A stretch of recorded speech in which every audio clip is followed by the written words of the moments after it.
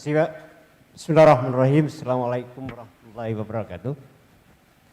Yang saya hormati Pak Gub, Pak Pimpinan OJK, Pak Mbo dari PSI, Bapak Wakil Ketua Komisi DPR RI, hadirin yang saya muliakan. Yang pertama adalah soal bagaimana mengoptimalisasi potensi yang belum betul-betul dikembangkan lebih maksimal ya. Katakanlah misalnya kalau betul-betul PEN ini mau dipercepat untuk mewujud, maka salah satu hal yang mungkin terutama dari DPR RI untuk melihat kawasan-kawasan strategis.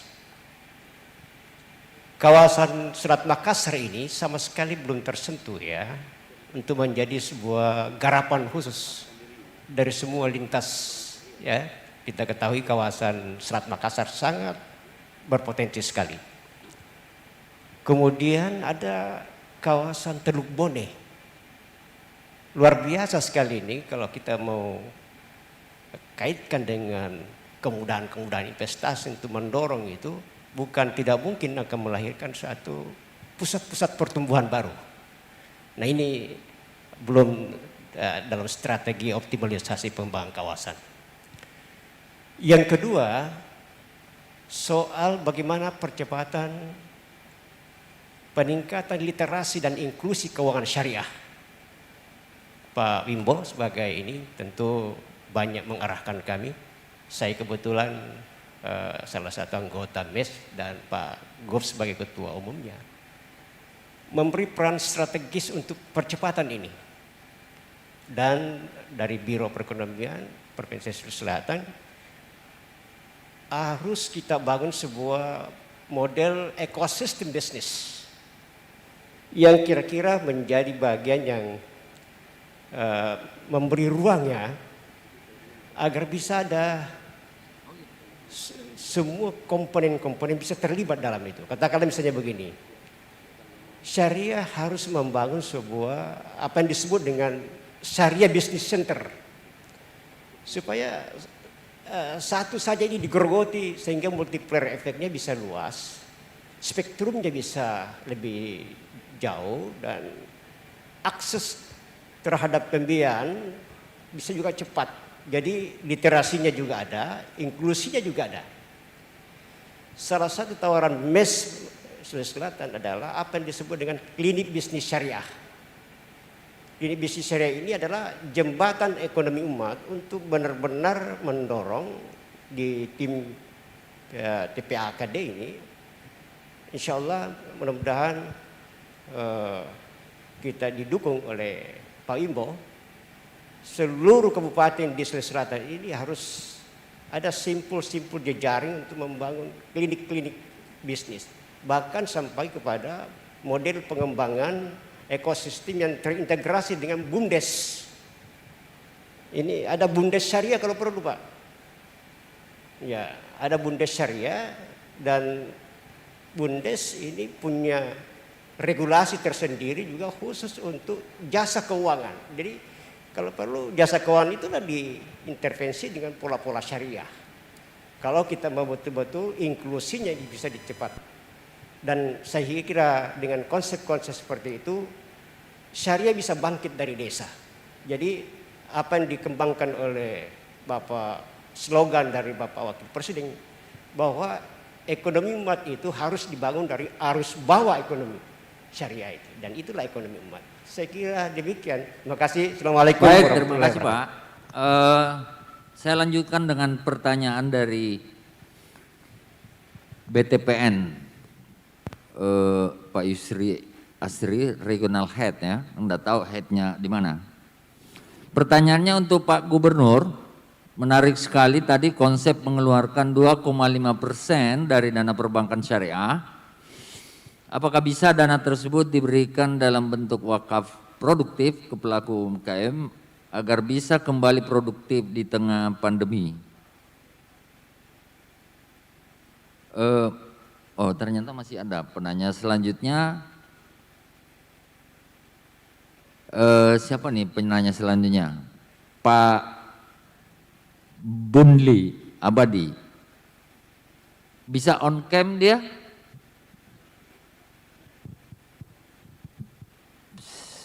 Penanya selanjutnya siapa? Silakan Pak Bunli Abadi. Bisa on cam? Ini sorry, Bapak apa Ibu ini? Oh Ibu, mohon maaf, saya kira Bapak. Ibu, silakan pertanyaannya Bu.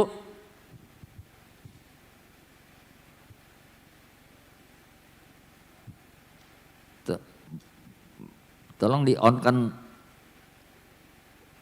mic-nya. Bu. Iya. Selamat siang Pak. Assalamualaikum warahmatullahi wabarakatuh. Perkenalkan saya Lili Nuria, UKM binaan dari BRI Kanwil Makassar. Produk saya kacang mete dan alhamdulillah saya ucapkan dulu terima kasih kepada OJK yang telah memberi kesempatan kepada kami UKM untuk ikut secara virtual, dan terima kasih juga kepada Rumah BUMN BRI Kanwil Makassar yang mana telah memfasilitasi kami begitu banyak pemberdayaan yang kami dapat dari BRI Kanwil Makassar, dan saya adalah salah satunya Pak UKM yang lolos pada kegiatan Brinkubator BRI secara nasional tahun 2020 mewakili Sulawesi Selatan. Alhamdulillah produk saya juga berkat dukungan dari BRI Kanwil Makassar sudah tembus pasar nasional dan mancanegara. Yang saya ingin tanyakan Pak, apakah untuk produk BSI Syariah ini kami para pelaku UMKM di Sulawesi Selatan khususnya di Kota Makassar, apakah bisa juga mendapatkan kesempatan untuk kami dapat modal pembiayaan modal usaha untuk pengembangan usaha kami? Pertama, tadi saya membaca saya jelaskan tadi terkait proses pembiayaan masalah syariah di dalam perbankan syariah sendiri. Memang ketika kita sudah mendeklarasikan sebagai bank syariah, maka memang harus mengadop syariah itu sendiri. Bagaimana mengadop syariah itu sendiri? Maka mau tidak mau kita mungkin bisa secara parsial ataupun secara general membuat kebijakan bahwa sedianya ketika bank syariah maka memperlakukan produk-produk secara syariah totalitas.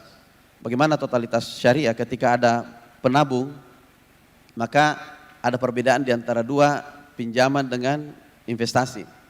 BUMN di Makassar, saya sampaikan ke Ibu bahwa rumah BUMN di Makassar pada waktu itu yang mendirikan saya, Pak Fikri, ya, tahun 2017 dengan jumlah anggota yang terus berkembang. Alhamdulillah Ibu sudah terpilih menjadi inkubator BRI tingkat nasional. Jadi terima kasih Ibu sudah mulai berpikir untuk bersyariah. Jadi selama ini kami menjaring calon-calon nasabah yang ingin bersyariah. Apabila Ibu mengajukan ke kami sangat terima kasih Ibu. Dan alokasi khusus itu memang sebagian besar formulanya itu masih memakai jumlah penduduk. Jadi jumlah penduduk yang besar, kemudian baru masuk luasan wilayah. Alhamdulillah di APBN 2019 kita sudah mulai wilayah laut masuk sebagai bagian dari wilayah yang harus dihitung dalam luasan wilayah. Tapi karena dalam formula juga persentase wilayah masih kecil, maka jatuh-jatuhnya juga masih kecil. Yang diindikasikan kredit, ya, belum cepat bangkit. Ini banyak sekali di media dan seluruh concern itu. Nah, kalau kita lihat karena dampak pandemi ini, ya, coba Garuda. Berapa penerbangan yang bisa dilakukan Garuda? Tidak banyak. Ya. Kenapa? Ya karena penumpangnya nggak banyak. Ya.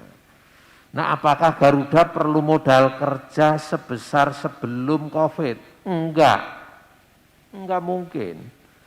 PT KAI Coba lihat gerbongnya, yang biasanya penuh sesak, ini hampir kosong, nggak ada penumpangnya. Pertanyaannya, apakah PT KAI harus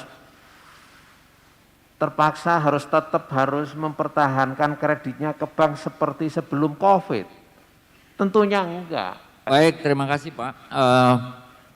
Karena terbatasnya waktu maka saya harus mau tak mau menutup acara ini, tetapi izinkan saya untuk merap up sedikit, tidak sampai 1 menit, bahwa kita semua ada kegelisahan melihat dinamika keuangan syariah di negara ini. Kenapa kita penduduk negara yang berpenduduk muslim terbesar jumlahnya, tapi keuangan syariah kita tidak sampai 10% share-nya dalam sistem keuangan nasional. Oleh karena itu ada kegelisahan juga di antara kita untuk melihat dan mendorong keuangan syariah ini berperan lebih besar lagi dalam memajukan dan mensejahterakan masyarakat kita. Ada yang mengatakan bahwa selama sistem perbankan syariah, katakanlah seperti sekarang ini, memang akan berjalan lambat, tidak akan menghadapi lompatan-lompatan. Dan salah satu tawarannya adalah syariah itu adalah seperti yang dikatakan Pak Gubernur tadi, ya bukan hanya profit sharing ya, tetapi burden sharing juga Pak. Artinya kalau sudah kita lakukan itu seperti dulu yang kita dikembangkan tahun 80-an venture capital sebetulnya. Di situ ada bantuan, bukan sekedar kasih uang lalu menunggu kembali, bayar kembali, kan tidak. Tetapi ada bantuan masuk asistensi, ada bantuan modal, ada asistensi marketing, ada asistensi operasional, membantu membuat SOP, lalu setelah jadi ya banknya keluar dari perusahaan itu, bawa kembali uangnya setelah itu kan salah satu tawaran solusi. Dan saya kira harus terobosan-terobosan yang membutuhkan juga dukungan yang tidak terputus-putusnya dari DPR ini Pak Amir, terobosan undang-undang yang untuk mendorong peran keuangan syariah ini lebih besar lagi dalam rangka memajukan perekonomian nasional dan pemberdayaan UMKM. Saya kira itu yang bisa saya sampaikan kepada Pak Amiru sekarang, kepada Pak Gubernur, kepada Pak Wimbo dan Pak Ngatari. Saya atas nama penyelenggara Pak mengucapkan terima kasih yang sebesar-besarnya dan apresiasi setinggi-tingginya atas kesediaan Bapak semua untuk tampil berbagi ilmu, berbagi pandangan kepada masyarakat, kepada bukan hanya kepada kita yang hadir di sini, tetapi juga ada sekitar 500 peserta di luar yang mengikuti perbincangan kita ini. Dan saya sendiri memohon maaf sebesar-besarnya bila mana ada kata-kata yang tidak berkenan bagi Bapak Ibu sekalian.